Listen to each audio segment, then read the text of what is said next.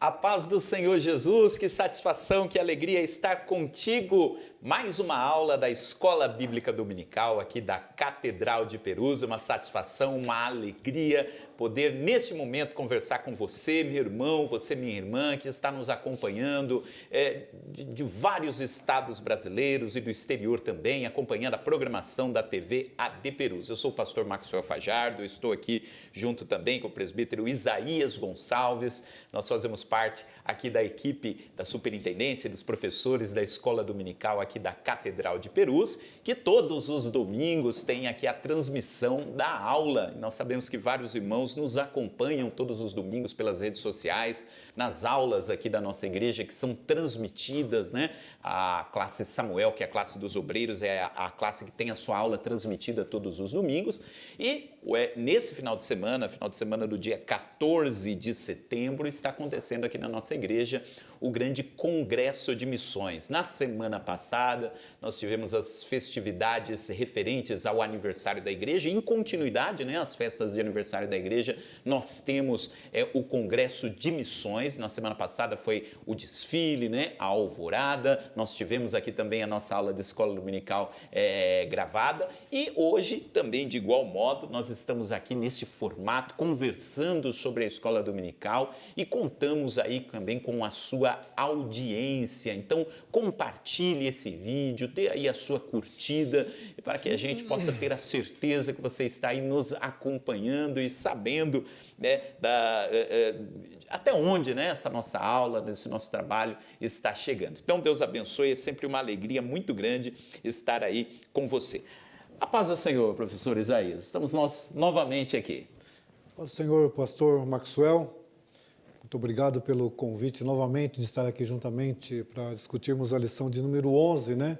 Que tem tudo a ver com a lição anterior, que falamos sobre o efeito da morte de Estevão lá, que é a expansão do Evangelho. E agora vamos falar de uma situação nova que Deus trabalhou através do seu povo no início da igreja. Que Deus possa nos dar uma abençoada aula. Então, agradeço a oportunidade. E também cumprimento aquele que está nos acompanhando, né? Seja no momento que for, no local que for, que Deus possa continuar abençoando a vida de cada um de vocês e possa dar sabedoria para que possa crescer na graça e no conhecimento do Senhor Jesus. E a nossa lição de hoje, a lição de número 11, uma igreja hebreia na casa de um estrangeiro, uma data muito propícia, porque dia 14 de setembro de 2025, Dia Nacional de Missões, como eu falei, está acontecendo na nossa igreja o CONAMP, né, a festa do CONAMP, o Congresso de Missões da nossa igreja, e a aula de hoje vai falar também sobre isso, sobre o contexto missionário da igreja de Jerusalém. O texto áureo da lição de hoje é Atos 10:47, respondeu então Pedro: pode alguém porventura recusar a água para que não sejam batizados estes que também receberam como nós o Espírito Santo? E a verdade prática diz que o episódio da igreja hebreia na casa do gentil Cornélio demonstra que Deus não faz acepção de pessoas. Eu vou fazer aqui a leitura, depois o professor Isaías estará orando também para que Deus possa estar conosco, nos abençoando também no decorrer da aula.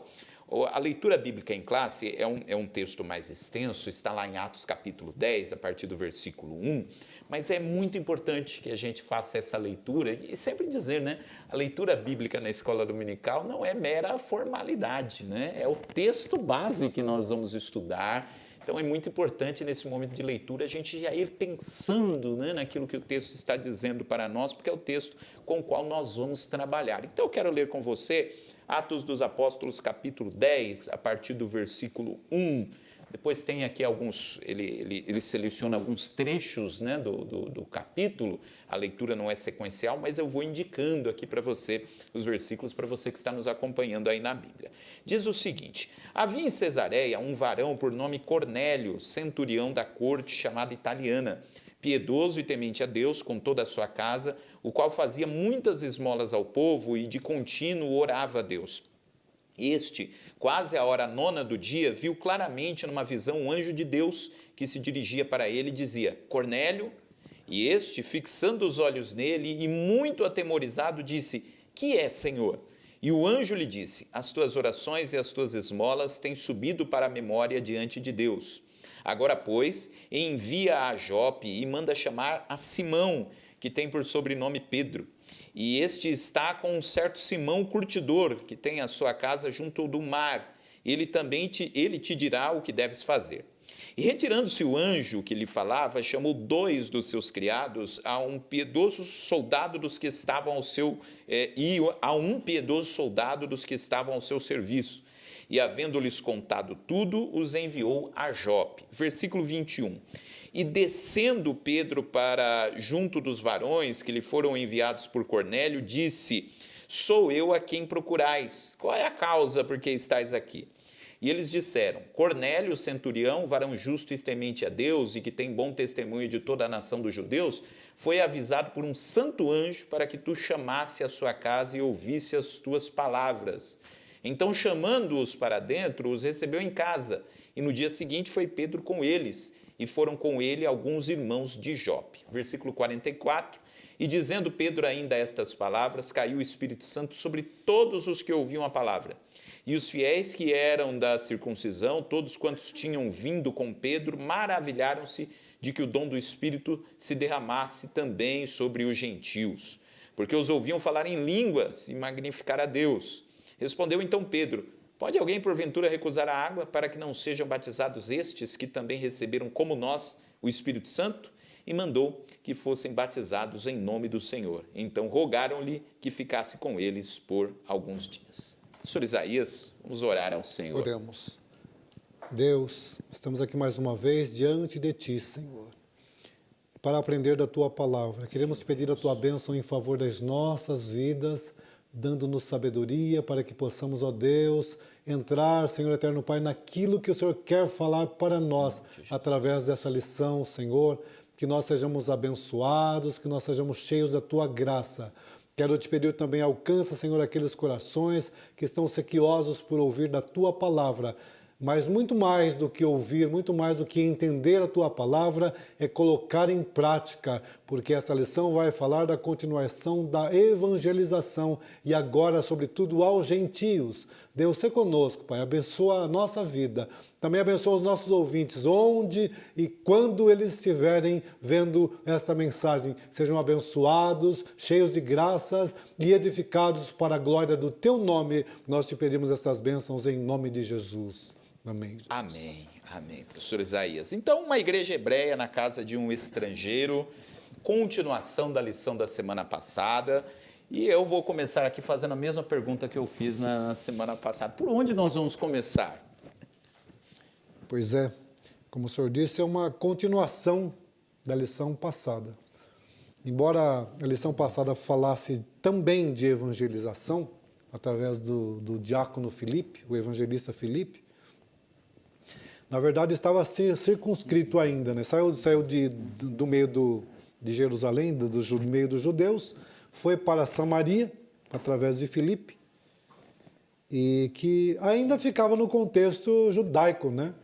Embora Samaria fosse uma região um tanto quanto mista de judeus e gentios, né? E como já discutimos na aula passada, tinha toda aquela rivalidade, mas agora essa lição ela sai do contexto judaico totalmente e vai para a casa de um gentio, que é o Cornélio aqui, que Pedro é chamado. A gente vai ver os detalhes dessa chamada, de como foi alertado tanto o Cornélio como Deus trabalhou para que essa alma, né, não só ela, mas toda aquela casa de Cornélio, e evidentemente todos os seus criados, porque ele era uma autoridade militar romana, uma autoridade importante ali, então possivelmente tinha muitas pessoas às suas ordens, e eu quero crer que todos que estavam ali próximos dele, né, de Cornélio, ouviu o evangelho e foram edificados e foram salvos pela graça do nosso Senhor Jesus Cristo. Então, acho que o trabalho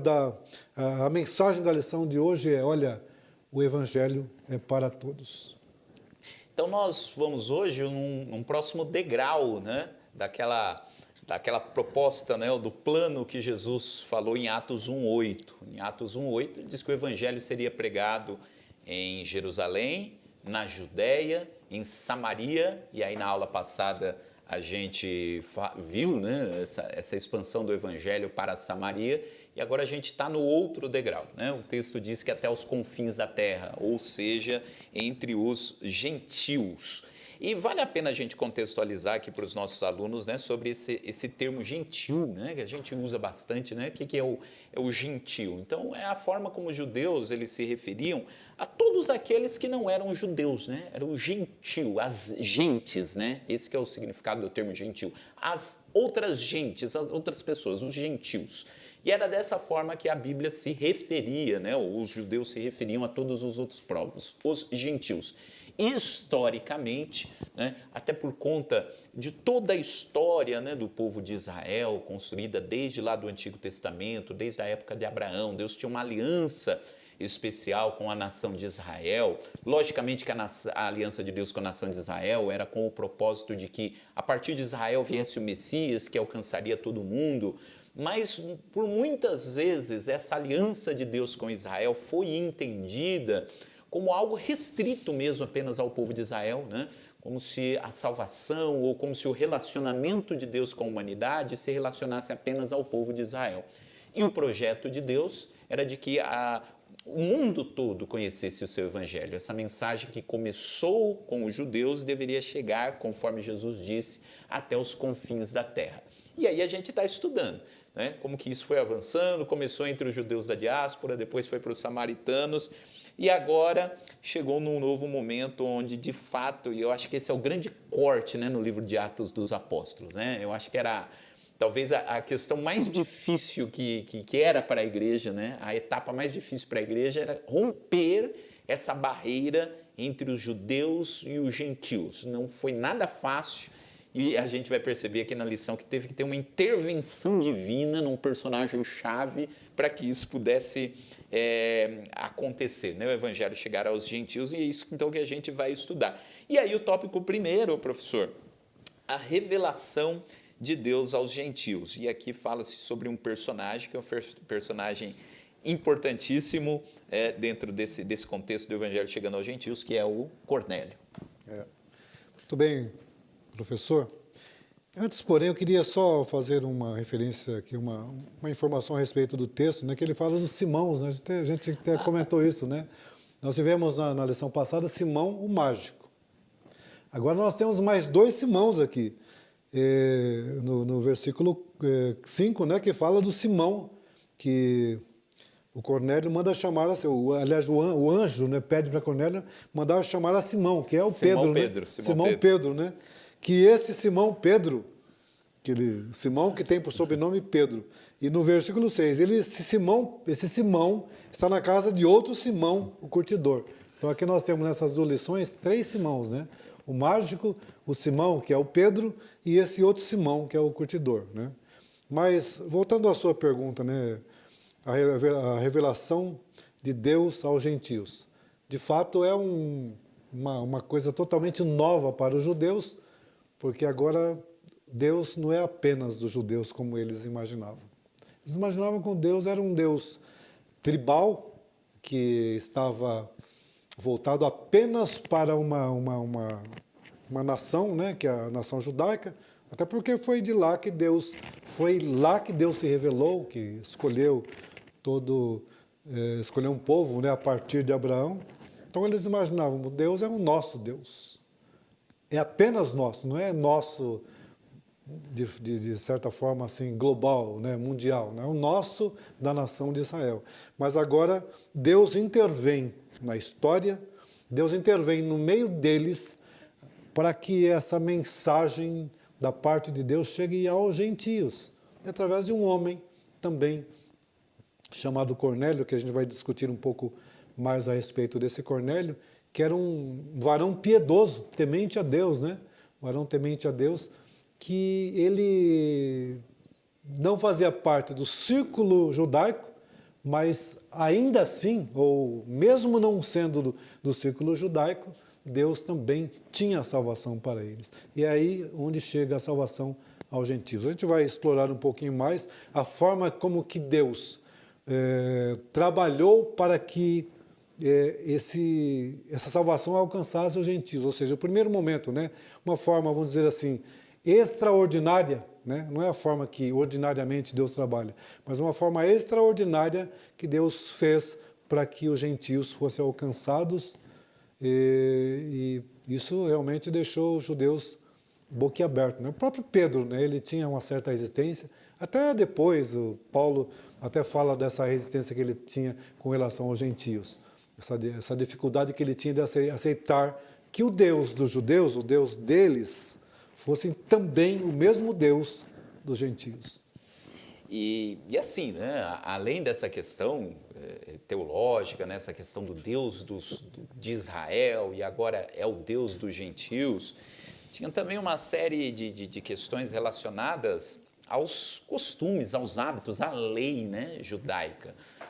Entre outras coisas, o que fazia essa distinção entre os judeus e os gentios eram os rituais, né, as exigências da lei que os judeus cumpriam, né? E no texto vai aparecer isso aqui de uma forma muito, muito clara, né? Os gentios, eles eram chamados, durante muitas vezes no texto bíblico, de incircuncisos, né? E isso virou até um termo, em alguns momentos, até meio pejorativo, né? Aquele incircunciso, né? O incircunciso, porque a circuncisão era o sinal da aliança de Deus com Israel, né? O gentio não era circuncidado. O gentio, ele comia de tudo, os animais que aos judeus não era permitido comer, o gentio não guardava o sábado, então tinha uma série de leis, uma série de restrições que serviam como uma fronteira, né, entre os judeus e entre os gentios. E aqui, né, nessa questão do evangelho chegar aos gentios, era isso que estava em jogo, né? O que vai acontecer com essa fronteira? O que vai acontecer com essas leis? O que vai acontecer com todas essas coisas que nós judeus temos que guardar, né? E a gente vai ver, né, professor Isaías, que mesmo depois disso, como o senhor comentou, o pé atrás ainda continuou por muito tempo. A gente vai ter uma lição aqui mais para o final do trimestre, falando do Concílio de Jerusalém, se não me engano é a última lição, que foi tratado justamente dessa questão, né? Como que vai ser pregado o evangelho aos gentios. Parece que em algum momento até aceitaram que o evangelho fosse pregado aos gentios, desde que os gentios guardassem a lei, né? Então, primeiro teve que passar a restrição de pregar o evangelho aos gentios. Depois que pregou o evangelho aos gentios, queriam colocar, né, o jugo da lei sobre os gentios. Isso foi uma questão que se arrastou ainda por algum tempo. As cartas de Paulo discutem isso, né? Então, tudo começou aqui, né, com esse episódio do Cornélio. Então, eu acho, seguindo aqui a dinâmica da nossa lição, o tópico 1 vai explicar para nós quem é esse personagem Cornélio. Eu acho muito interessante que em Atos dos Apóstolos mostra o tempo todo essa atuação do Espírito Santo. A igreja começou em Jerusalém, começou a se espalhar, mas o Espírito Santo tem uma visão global, né? Tem uma visão de tudo, e ele sabe que lá do outro lado do império, lá na cidade de Cesareia, tem um homem que é fiel a Deus. Que os apóstolos, que Pedro, que todos os outros personagens que a gente citou até agora, sequer faziam ideia da existência dele, né? Ninguém conhecia Cornélio, ninguém sabia quem era Cornélio. Cornélio estava lá do outro lado do império, mas o Espírito Santo conhecia, e o Espírito Santo traz Cornélio para dentro dessa trama, né, que está sendo escrita, que está sendo tratada aqui da expansão da igreja. Então, Cornélio, ele é alguém que ele é temente a Deus, ele não é judeu, mas ele fazia uma série de coisas, né, de boas obras, ele dava esmolas, ele fazia as suas orações, e aí, de repente, né, diz que ele tem uma visão, né, um anjo que aparece a ele, né, e diz que as suas orações e as suas esmolas têm subido para a memória diante de Deus. E Deus dá a orientação para ele de que ele deveria, e ele era centurião, né, ele tinha uma posição de destaque no Império Romano, e ele dá a orientação para ele de que ele vá até a cidade de Jope, onde estava Pedro, e buscasse Pedro, porque o Pedro que iria dizer para ele o que ele precisava fazer. Então, aí o Cornélio é apresentado para nós dentro dessas circunstâncias sobrenaturais, essas circunstâncias incomuns, e mostrando para nós como que Deus vai escrevendo essa história para que o evangelho pudesse chegar até os gentios, né? Lá nessa época aqui da igreja primitiva, tinha três principais grupos religiosos, né? Um era o judeu, né? Que é o povo da aliança, né? O povo que fazia parte do povo de Deus propriamente dito, como eles achavam que apenas eles eram, né? E tinha também os prosélitos, que é aqueles gentios que se convertiam ao judaísmo. Então eles observavam todos os rituais, as leis judaicas, e tinha os tementes a Deus também, que não é apenas alguém que temia a Deus, mas era uma classe religiosa também, que é aquela pessoa que era um gentil, né? E guardava parte da lei judaica, e de forma que, da lei mosaica, né? De forma que esses três grupos eram bem semelhantes, né? Embora só os judeus, propriamente dito, é que ele se sentia, vamos dizer assim, o mais legítimo. Tinha um Deus especificamente só para eles, né? Então, o Cornélio estava dentro dessa classificação, né? Cornélio, temente a Deus. Temente a Deus, né? Então, ele não fazia parte do contexto judaico, também não era um prosélito, mas era um temente a Deus. E como o senhor disse, né? Era uma pessoa que tinha algumas qualidades. Ele orava, dava esmola, ele era temente a Deus. É um simpatizante ali. Um simpatizante, mas muito fervoroso. Não é apenas, né, simpatizante teórico, né? Simpatizante prático mesmo. Temente a Deus, que orava continuamente a Deus. Aliás, o contexto que ele tem essa visão é no momento que ele estava orando. Estava orando e veja como o Espírito Santo trabalha. Ele estava orando e o Espírito Santo deu a visão para ele. Aparece um anjo, né? Deus dá a visão para ele. Aparece um anjo que fala o que ele deveria fazer. É interessante observar aqui que o anjo não evangelizou Cornélio. Né? Não, ele falou, não, isso não é papel nosso. Não é papel do anjo. Não é papel do anjo fazer isso, né? Muito embora pudesse fazê-lo, né? Acho que eu não vejo nenhum impedimento, mas o papel foi entregue a nós, né? E se para nós não é uma obrigação, pelo contrário, é um privilégio nós termos o prazer, né? Recebermos a incumbência de ser o braço de Deus, a boca de Deus, as mãos de Deus para a salvação de toda a humanidade. E então aquele anjo ele não foi lá e pregou o evangelho para Cornélio, ele disse, olha, vai à procura de Pedro. Interessante que no dia seguinte, Pedro tem uma revelação, não semelhante, mas uma revelação que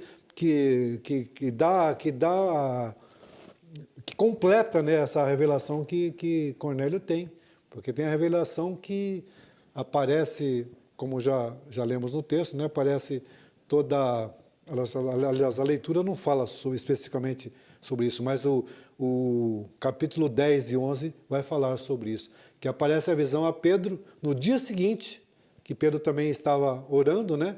Aparece a visão daquele, algo como um lençol descendo do céu, com todos os animais, né, proibidos pela lei de Moisés, que se consumissem, né? Répteis, aves, animais aquáticos, enfim, que era proibido pela lei de Moisés e que a ordem é para Pedro, mata e come, que é exatamente na hora do almoço, né?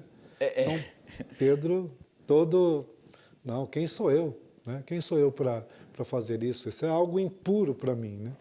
E só depois que ele vai entender o porquê daquela visão, quando 4 dias depois é que ele chega na casa de Cornélio. Só no 4º dia depois que Cornélio tem a visão, é que ele recebe a visita de Pedro, que vai exatamente fazer tudo o que nós vamos ver durante essa lição aqui.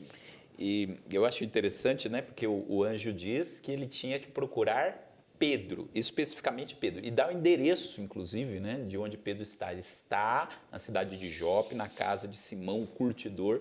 Eu já vi alguns comentaristas também destacando essa questão de Simão, o curtidor, né, porque o curtidor também não era uma profissão tão bem aceita, né, pelos judeus, que mexia com peles de animais, enfim, né. Então, o curtidor normalmente ficava impuro ritualmente, né? Então, alguém que enxerga nessa atitude de Pedro estar hospedado na casa de um curtidor, que já estava tendo uma abertura aí de Pedro, né? Para algo que talvez não fosse tão comum. E Lucas, ele escolhe, né, no texto uns detalhezinhos ali, né? Que ele quer jogar alguma ideia, né? Para a gente entender esse contexto. Mas, de qualquer forma, Pedro estava lá na casa do Simão, curtidor, é dito a profissão dele. E, como o professor Isaías disse, né, tinha que ser o Pedro, especificamente. O anjo diz, procura Pedro. E por que Pedro? Podia ser qualquer um dos outros apóstolos. Aí alguém podia dizer, não, Pedro até esse momento era uma das principais lideranças da igreja de Jerusalém.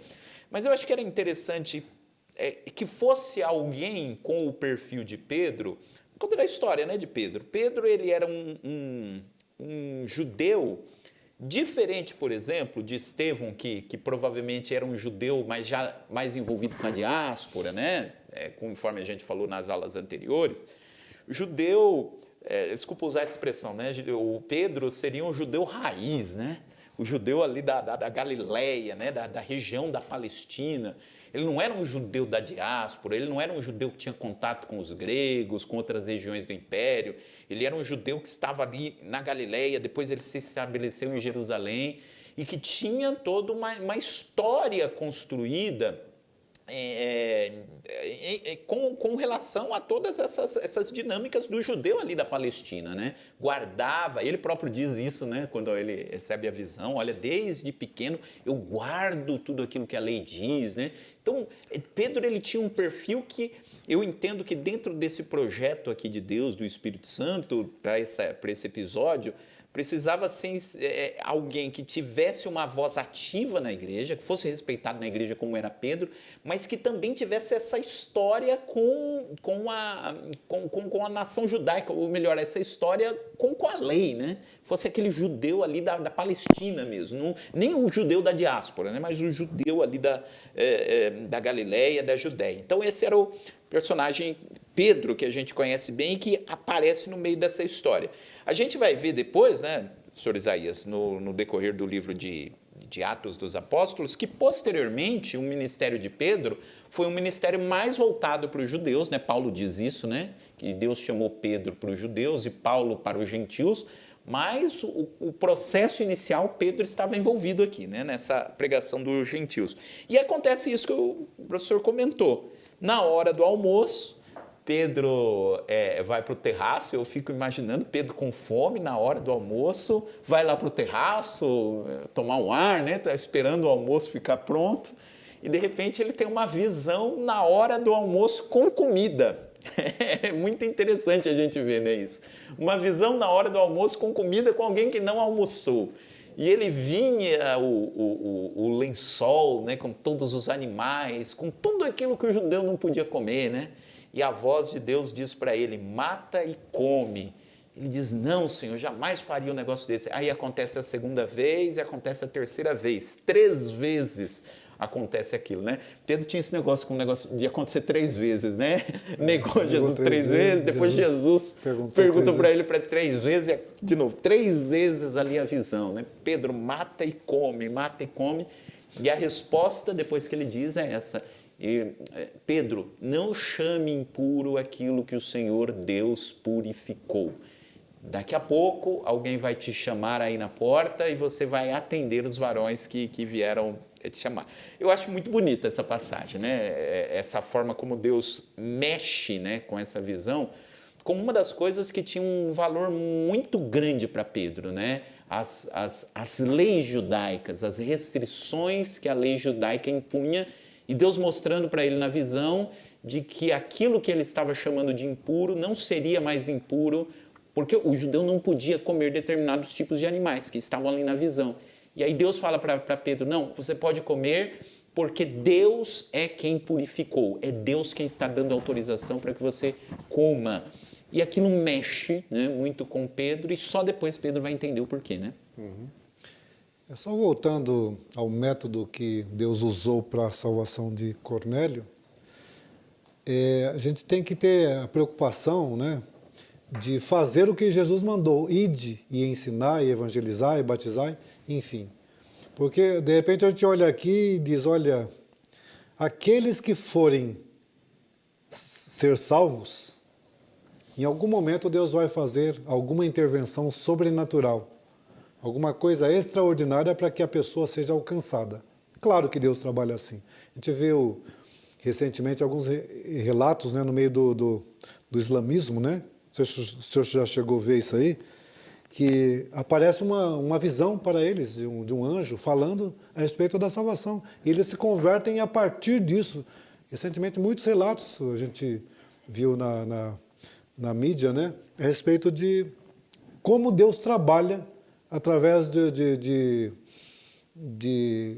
alcançar essas pessoas que, de outra forma, seria quase que impossível alcançar. Deus trabalha dessa forma. Trabalha assim, mas é uma forma extraordinária que Deus trabalha. A forma ordinária é, nós vamos evangelizando, vamos indo, né? Onde quer que seja, é claro que em alguns lugares com muita dificuldade, em algum lugar até com perigo de morte mesmo, mas o nosso trabalho é esse. E também, né, não vamos esperar que um anjo apareça, vai lá evangelizar tal pessoa. Porque não, qualquer pessoa que não conhece a Cristo é um campo para evangelismo. Nós não precisamos ter uma visão de Deus, olha, vai e evangelize tal pessoa. Não que Deus não faça isso, Ele fez aqui e faz através da história umas ou outras ocasiões, né? Mas naturalmente ou ordinariamente a gente deve fazer voluntariamente. Aquela pessoa não conhece a Cristo, então ela é uma pessoa que precisa ser evangelizada. É importante a gente ver isso, porque senão ficamos esperando de braços cruzados, né? E como eu disse na última aula, aquela frase que a igreja é a única comunidade que trabalha para os não membros, ou a única sociedade que trabalha para os não sócios, né? A gente trabalha para os de fora. Então não basta, por exemplo, não é que não basta, né? Mas não é suficiente que eu apenas abra uma igreja em tal local. É também importante que eu saia para evangelizar. Não, eu já abri a igreja aqui, a pessoa, se quiser ser salva, vem até aqui. Exatamente o contrário. Eu, como igreja, eu devo ir aonde estão as pessoas e trazê-las para dentro da igreja. Certo? Seja a minha igreja, seja uma outra igreja, né? E é interessante a visão do nosso pastor aqui, quando ele abriu os pontos de pregação aqui, sobretudo aqui, desse lado aqui da linha do trem aqui, que ele abriu vários pontos de pregação e que, pelo que eu entendi, a ideia inicial é que depois que essa catedral fosse construída, esses membros viriam para cá. Mas, na verdade, não aconteceu isso, né? Aconteceu muito melhor do que isso. Lá, nesses pontos de pregação, se estabeleceram igrejas locais agora. São várias igrejas locais, que se reportam à matriz, né? Alguns viraram setores, Alguns viraram setores, né?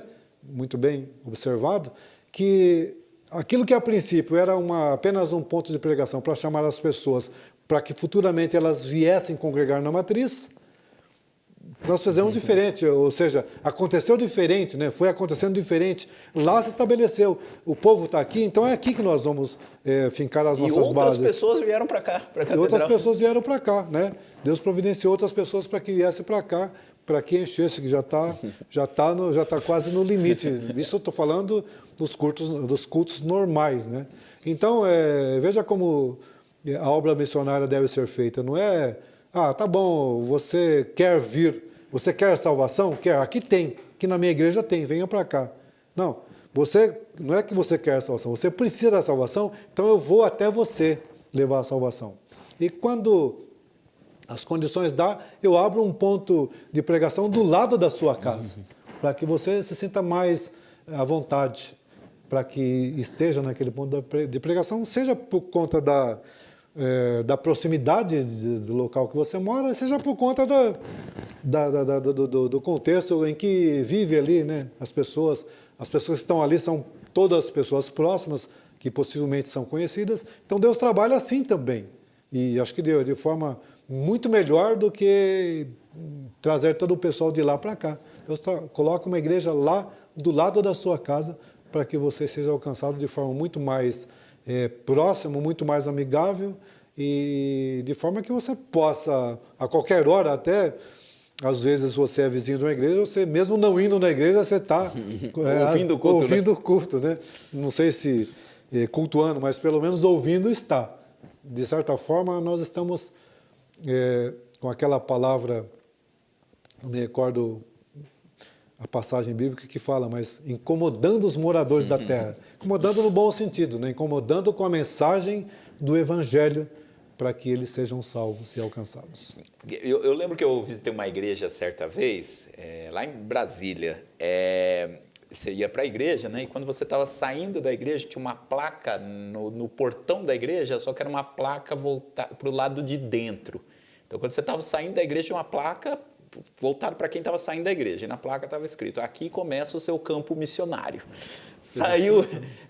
Eu achei muito interessante isso. Você está saindo da igreja, onde que começa o campo missionário? Onde é o campo missionário? Lógico que o campo missionário é lá do outro lado do mundo, são nas nações que precisam ser evangelizadas, mas o campo missionário começa na calçada da igreja, né? Dali para frente, a partir da calçada da igreja, ali é o campo missionário, onde o evangelho deve chegar, né? Porque a ideia de que o evangelho deve ser pregado até os confins da terra, conforme está aqui em Atos, capítulo 1, versículo 8. E é aquilo que está acontecendo aqui, né? Como o professor Isaías disse, embora o anjo tenha aparecido aqui para Cornélio, Deus ele conta com pessoas, né? E até mesmo os anjos, quando aparecem em Atos dos Apóstolos, isso aconteceu aqui com Cornélio, aconteceu depois com o apóstolo Paulo, com Saulo de Tarso, né, no caminho de Damasco.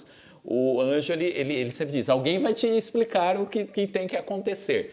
Tem sempre uma rede ali na igreja, né, de alguém que é escolhido por Deus, que faz parte dessa rede, que é a igreja do Senhor Jesus, que é levantado por Deus para que dê continuidade, né? Deus usa pessoas com as suas diferentes características, com as suas diferentes histórias, né? E que todas elas são incluídas dentro do projeto de Deus, né?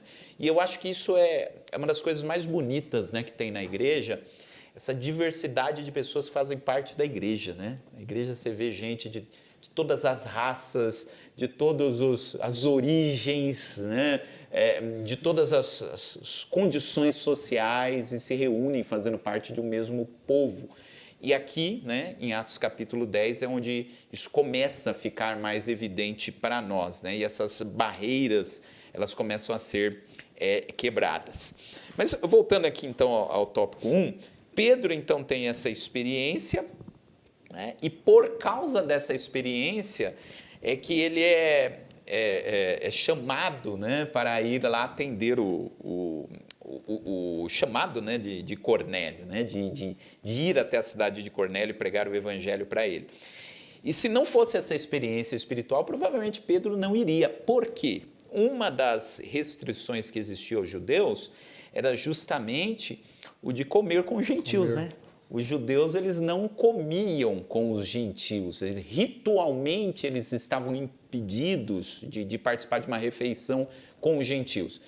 Então imagina você, Pedro, seguindo todas essas normas da lei desde a sua infância, bate palma lá na casa dele, um grupo de gentios convidando para visitar a casa de um gentio. Qual que é a reação natural de qualquer judeu na condição de Pedro? Não vou, eu não posso comer com o gentio. E é isso que Pedro acaba fazendo. Ele vai lá, visita os gentios, fica lá com eles, né? E participa, inclusive, acaba participando depois da refeição lá na casa de Cornélio, uma coisa que o judeu não poderia fazer. E aí Deus intervém para que Pedro possa fazer isso, né? Para que Pedro possa ver em loco, né, aquilo que Deus faria por meio dos gentios. E o que eu acho interessante é que quando ele chega, né, na casa de Cornélio, Pedro vai com aquela ousadia, né, que ele tem lá na casa de Cornélio, ele entra lá, aí Cornélio conta a história para Pedro e diz, né, agora nós estamos aqui prontos para ouvir tudo que Deus te mandou. Agora explica para nós o que a gente tem que fazer. E aí Pedro conta a história e o grande sinal que fica para Pedro de que era Deus mesmo que estava naquilo tudo é de que eles também falam em línguas estranhas. Depois que Pedro ora, eles recebem o Espírito, começam a falar em línguas estranhas do mesmo jeito que os judeus falaram em Atos capítulo 2. É interessante observar que a sabedoria de Pedro, né, inspirado pelo Espírito Santo, porque quando ele não vai só. Ele leva 6 com Leva ele. 6 com ele, juntamente com 6 judeus, podemos entender assim. E isso foi de suma importância, porque quando ele retorna da casa de um gentil, ele começa a ser criticado. Como? Você lá na casa de um gentil? Então ele, talvez, só a visão que ele teve, talvez não fosse suficiente para que ele fosse aceito, para que o testemunho dele fosse aceito. Você teve essa visão, você que interpretou dessa forma, foi lá ver um gentil lá. Mas ele leva 6, porque quando ele volta e é criticado, os 6 disseram, nós também vimos isso. Nós vimos o que aconteceu na casa de Cornélio e como o Espírito Santo foi derramado, né? Não foi apenas o testemunho de Pedro. Então, acho que aí uma informação muito importante para quem, né, sobretudo os evangelistas, digamos assim, de certa forma, comissionados diretamente por Deus para fazer esse trabalho. Porque a gente realmente, cada um de nós somos evangelistas, né? Não é em potencial, somos evangelistas de fato, né? Mas tem uns que têm um dom da evangelização. Mas a sabedoria, você não vai chegar, por exemplo, numa casa só, né? Porque, de repente, chega lá, ou dependendo do contexto, você não pode nem entrar na casa. Ou não vai, de repente, sozinho também, ou de repente um homem, uma mulher, um casal, né? Acho que é importante isso aqui, porque Pedro leva 6 e por conta de levar esses 6 que também testificam juntamente com Pedro. Nós vimos o que aconteceu na casa de Cornélio, então, por isso que, inclusive, é batizado todos eles, né? Toda a família, né? É batizado todos eles, porque receberam... Veja, interessante aqui falar do batismo nas águas aqui, né? Porque antes de ser batizado nas águas, eles já foram batizados com o Espírito Santo. Interessante observar. A gente vê muito testemunho que a pessoa, antes de se converter, visivelmente, como nós entendemos, converter para nós aqui, pelo menos visivelmente, é algo físico, né? Palpável. Uma pessoa, olha, veio aqui na igreja, ela se entregou, foi lá na frente, foi orado por ele, então aí se converteu. Mas Deus trabalha diferente. Às vezes a pessoa, quando ela foi lá na frente, ela já estava convertida há alguns dias, ou vários dias, ou meses, já estava convertida há muito tempo, né? É o caso de Cornélio aqui, por exemplo, né? Ele já estava convertido. Era um homem que, a própria Bíblia diz que, Pedro fala que o anjo fala, né? As suas orações chegaram ao céu. Então é uma pessoa que já estava convertida. E a gente às vezes tem alguma resistência. Não, mas essa pessoa nem convertida já recebeu o batismo com o Espírito Santo. Mas como é que eu sei? Eu sei que para receber o batismo com o Espírito Santo, a pessoa precisa estar convertida, mas não da nossa forma que nós entendemos como a conversão. A conversão é algo muito mais interior, né? Algo que vem lá do profundo do coração. Às vezes a pessoa vem aqui na igreja só para de fato ela dizer publicamente, olha, eu também faço parte da igreja do Senhor. Mas ela já é convertida há algum tempo. Ou às vezes converteu na hora do culto, né? O Espírito Santo trabalhando na vida dela. Enfim, o trabalhar de Deus, de Deus a respeito da salvação, a gente não tem como entender, né? Exatamente. Todo mundo teve esse momento da conversão, né? Que é uma coisa única, que só a gente sabe, né? Quando de fato aconteceu. Ou às vezes a gente não sabe, né? No meu caso, acho que o caso da isso também, que a gente é crente desde criança, né? Mas vai acontecendo. Em algum momento a gente teve um encontro com Deus, né? No meio dessa caminhada, né? Fui conhecendo a Deus, né? E falando, né, dessa questão da caminhada, eu estava vendo aqui o texto, né, quando Pedro começa a falar, porque a pregação de Pedro, inclusive até a lição, o comentarista, ele destaca para nós aqui que a pregação de Pedro ela foi cristocêntrica. E a mensagem de Atos dos Apóstolos, se a gente for fazer um estudo aqui sobre as pregações que estão registradas em Atos dos Apóstolos, todas elas apontam para a obra de Cristo, né? Sempre que alguém vai perguntar, né, o que a gente tem que fazer para ser salvo, o sermão sempre começava falando, olha, nós vimos Jesus, nós andamos com Jesus, Jesus pregava, Jesus curava, e por meio dele é que veio o perdão de pecados. E quando as pessoas que estavam lá com Cornélio, porque a gente está falando de Cornélio, mas era Cornélio e um monte de gente que o Cornélio reuniu, né? Chamou os familiares, tudo, fez, olha, então vamos aqui no aguardo do homem de Deus, né? E disse que quando Pedro chegou, eles quiseram até fazer uma certa reverência ali a Pedro, né? Não no sentido que fossem adorar a Pedro, né? Mas Pedro, já percebendo que poderia encaminhar nesse sentido, ele já diz, não, olha, eu sou homem igual vocês. Não me tratem de forma diferenciada, eu vim aqui contar para vocês sobre quem é Jesus. E Pedro começa a falar, né? E quando está lá no versículo 42, que ele está explicando sobre a morte, sobre a ressurreição de Jesus, e ele diz, Jesus morreu, ressuscitou, e ele nos mandou pregar ao povo. E diz que enquanto Pedro estava falando sobre isso, disse que o Espírito Santo desceu sobre eles, né? Enquanto eles ouviam a mensagem, e aí eles começaram a falar em línguas estranhas.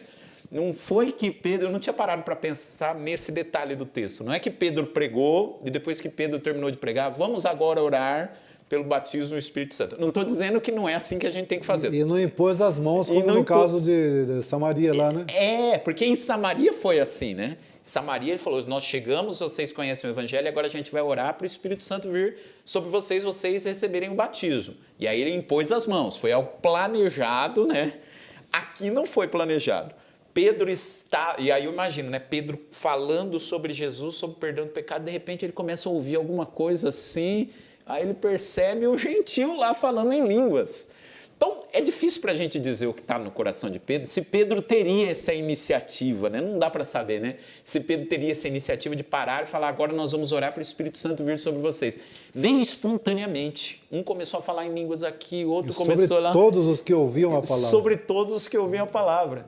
E Pedro, depois que viu tudo isso, ele falou, olha, se o Espírito Santo veio sobre eles, como que a gente pode negar a água? Ou seja...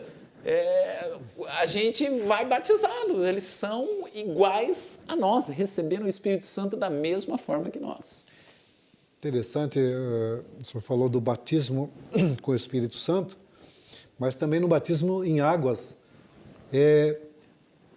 Pelo que nós entendemos aqui, foi ato contínuo, né? Foram batizados, olha, tal qual nós, né? Então, o que impede de que eles sejam batizados em água? De novo, né? Uma informação que nós temos aqui, que aconteceu de forma pontual, né? Hoje nós não temos esse costume de batizar a pessoa assim que se converte ou assim que recebe o batismo com o Espírito Santo. Tem todo um treinamento, né? Tem toda uma escola apropriada para o novo convertido. Não quer dizer que a pessoa, ainda que não foi batizada, que ela não está salva, né? Uhum. É claro que isso, de certa forma, pode, para algumas pessoas, e por isso essa instrução inicial, antes que ela seja batizada, pode, para algumas pessoas, entender que, olha, eu sou um crente, mas um crente de segunda categoria, porque eu ainda não recebi o batismo. Mas não, acho que acho que deve ser ensinado nesse sentido também. Não, você não recebeu o batismo, você já é salvo, você já é crente tal qual nós somos crentes. Porque o principal já recebeu, que é a salvação em Cristo Jesus. E caminhando, né, crescendo na graça e no conhecimento, depois, assim que tiver o batismo, você entra no grupo que vai se batizar. Até porque você não tem batismo a qualquer momento, né? Você tem, sobretudo aqui na nossa igreja, tem batismo a cada 3 meses. Então não dá... hoje, inclusive, né? Hoje, porque o dia que a aula está indo ao ar, né? Por conta do batismo. É o dia do batismo. Então, a cada 3 meses nós temos batismo aqui.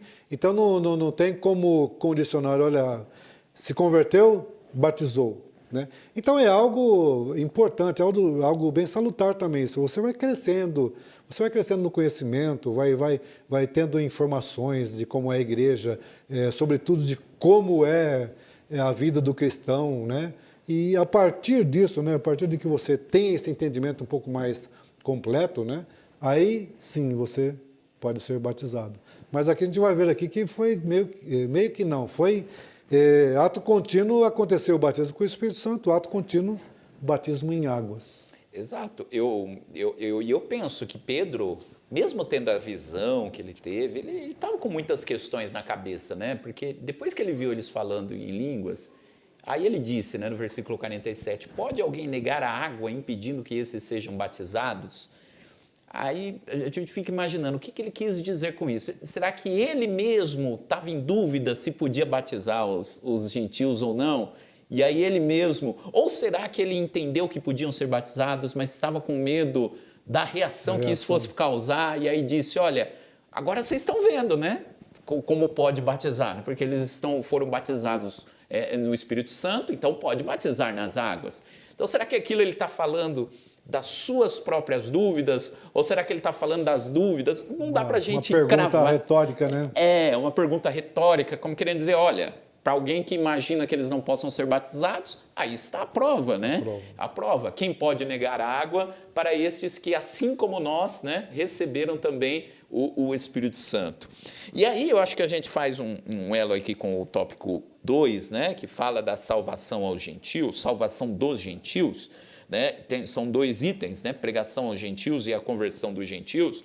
E uma das falas de Pedro, quando ele chega, né, naquela reunião, aliás, a primeira coisa que ele fala no sermão dele, que está no versículo 34, quando ele diz, agora percebo verdadeiramente que Deus não faz acepção de pessoas, ou, nessa tradução aqui, Deus não trata as pessoas com parcialidade, mas de todas as nações aceita todo aquele que o teme e faz o que é justo, que é o Evangelho. O Evangelho é para todos, não é? É interessante essa fala de Pedro, né? Que, embora a gente vai ver aqui como isso estava na cultura judaica e, sobretudo, também na cultura de Pedro, é possível que ele tenha falado isso, mas depois ele ficava martelando.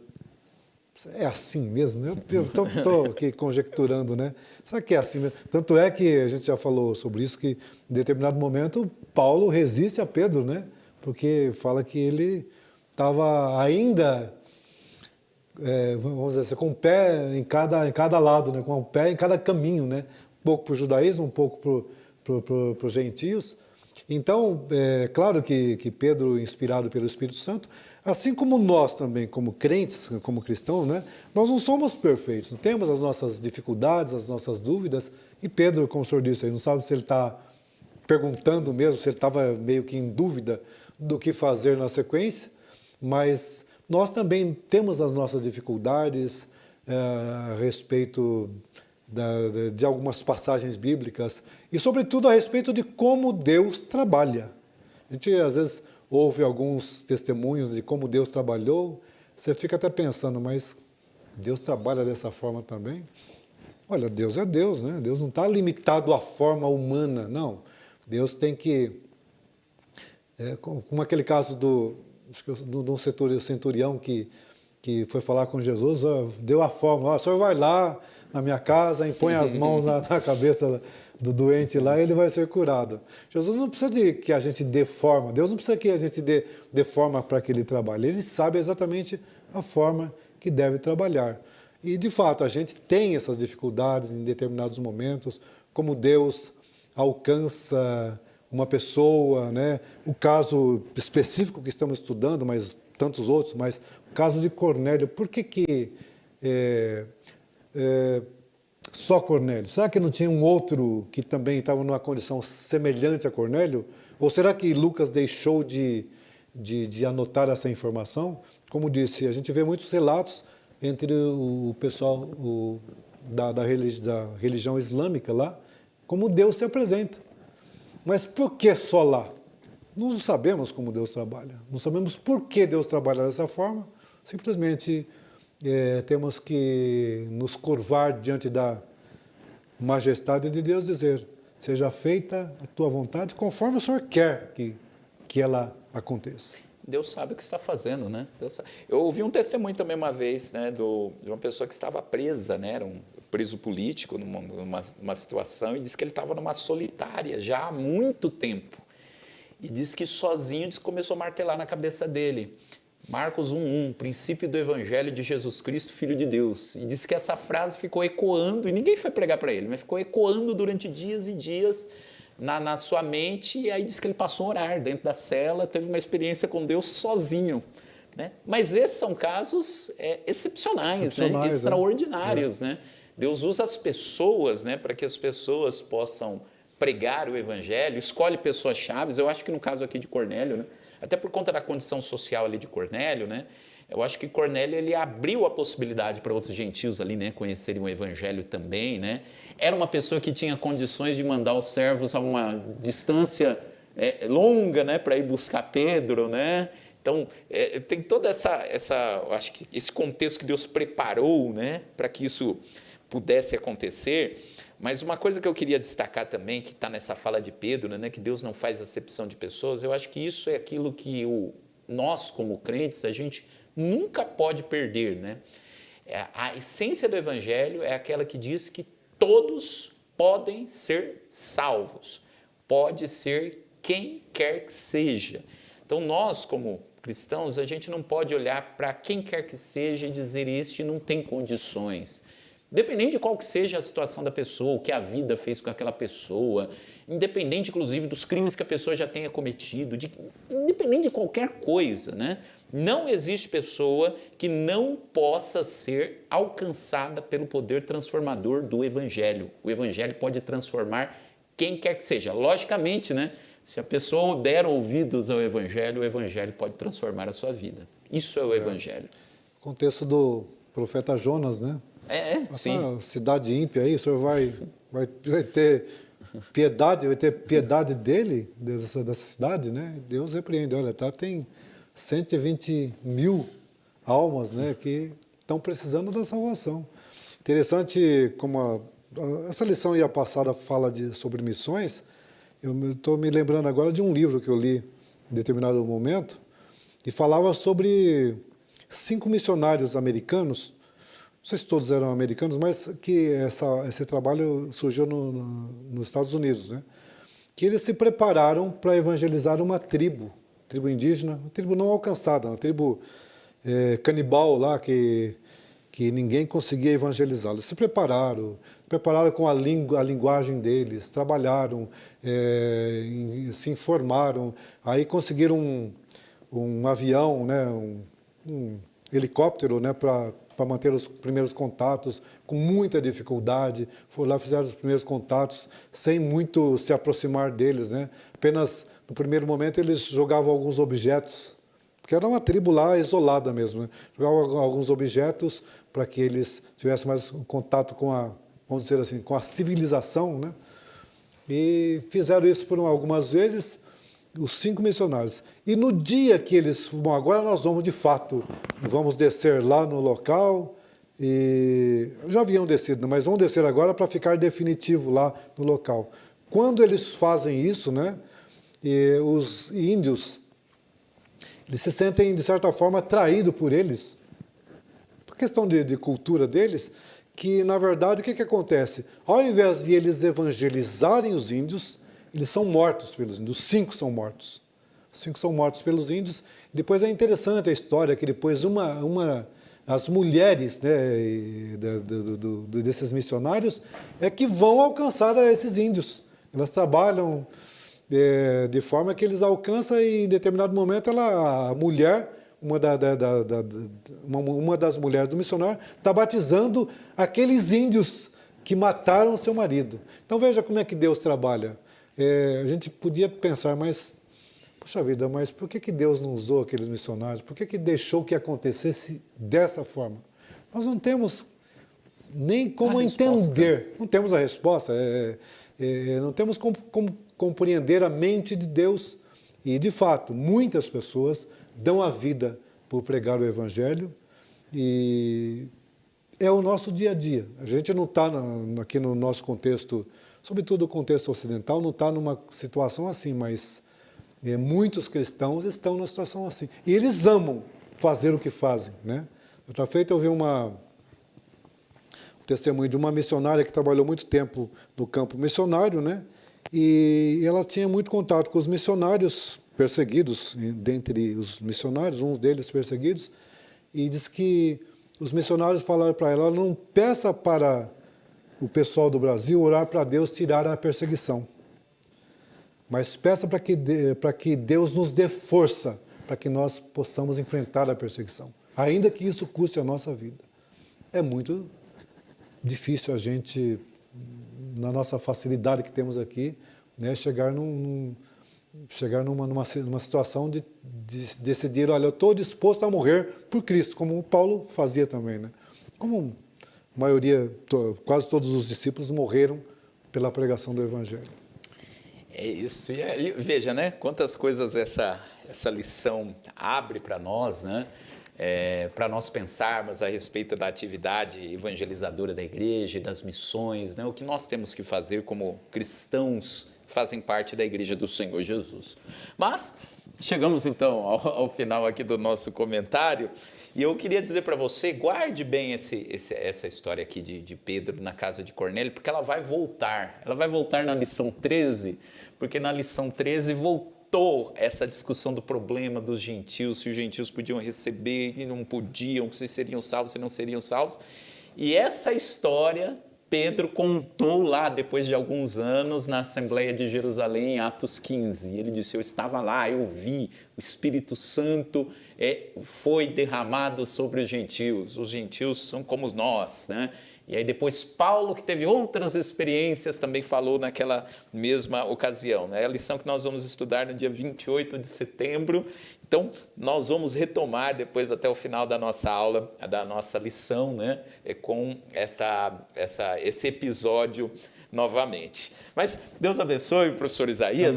Nós vamos agora para o momento das ofertas, depois a gente volta aqui para se despedir dos irmãos. Acabou de aparecer aí na sua tela o QR Code, a chave Pix, os caminhos que você tem para poder fazer aí a sua contribuição. Então nós vamos acompanhar agora um louvor, nós vamos louvar a Deus, enquanto você também aproveita a ocasião, a oportunidade para poder contribuir com a obra do Senhor. Aleluia, adore a Ele comigo, te adorarei, independente do que for, eu te adorarei, eu te adorarei,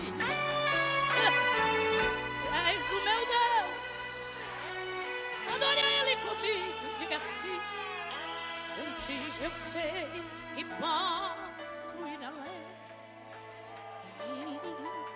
Contigo eu não quero a ninguém. Contigo eu salto uma muralha, contigo eu venço uma batalha, contigo eu sei que venço o inimigo. Em ti eu sei que construo solução. Também podes me dar a direção. Em ti eu sei que estou seguro, pois já estás no meu futuro. E tu já sabes bem o que fazer. Mas se acaso teu silêncio me alcançar e resolver te calar para provar a minha fé, o que fazer? Te adorarei, independente do que for, pois tu és Deus, tu és Senhor, e fazes o que te apraz. Adore a Ele, diga assim, eu te adorarei, no ar, no vento ou temporal, te adorarei na tempestade. Na prova, no fogo, no vale, no monte, em meio ao deserto, ou perto da fonte, eu só posso adore, te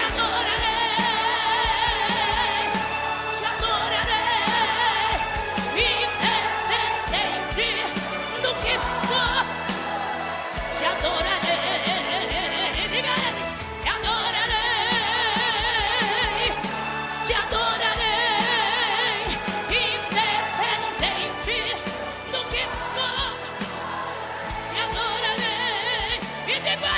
é grande, é justo, é lindo, é santo, forte, torre, rocha, vida, manda, pode, cura, livra, salva, usa, ressuscita. Ele tem, ele é, ele faz, ele sabe, eu só sei que independente do que for, recebe Jesus a honra, a glória, o louvor, a exaltação. Maravilha! E com esse louvor, nós chegamos então ao final da nossa escola dominical. No próximo domingo, nós voltamos, né, presencialmente. E a lição de domingo que vem é continuidade da lição de hoje. Então, nós vamos falar sobre o caráter missionário da Igreja de Jerusalém, contando os próximos passos, né? O que aconteceu depois dessa experiência aqui com Cornélio, quando a igreja efetivamente chega aos gentios e igrejas gentílicas começam a ser fundadas, é o tema que nós vamos estudar no próximo domingo. E também quero lembrar a você que no quarto trimestre, a partir do mês de outubro, nós começaremos um novo tema na escola dominical. Estudaremos, a partir do mês de outubro, o tema do próximo trimestre, corpo, alma e espírito. Então nós vamos ter uma lição doutrinária estudando esse assunto tão interessante que gera tantas discussões, né? Essa relação entre corpo, alma e espírito, qual a função do corpo, da alma, do espírito na Bíblia. Estaremos um trimestre todo estudando sobre isso, a restauração integral do ser humano para chegar à estatura completa de Cristo. Você pode adquirir a sua revista do próximo trimestre aqui na livraria O Arado, para você que está aqui em Perus. Então, chegamos aqui ao final. Professor Isaías, tem aí a oportunidade para as suas considerações finais. Bem, falamos sobre o Evangelho alcançando agora os gentios, né?